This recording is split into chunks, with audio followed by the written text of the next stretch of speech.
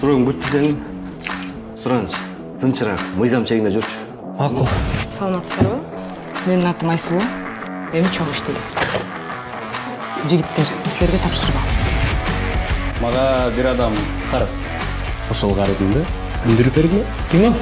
Хасан деген бизнесмен. Давай адресин бер. 3 миллион сом карызыңыз бар экен. Ошону берип кой. Бербейм. Жакшылыкча берип коюңуз.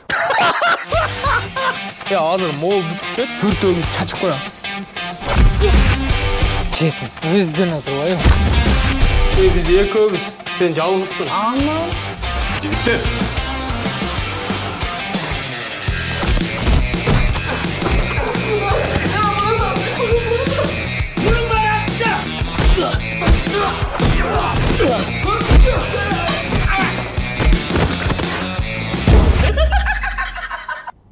Профилер.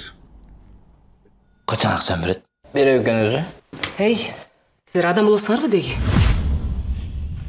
Жигиттер, эркек чамага баары бир болуп калды. Любой жерим ооругула.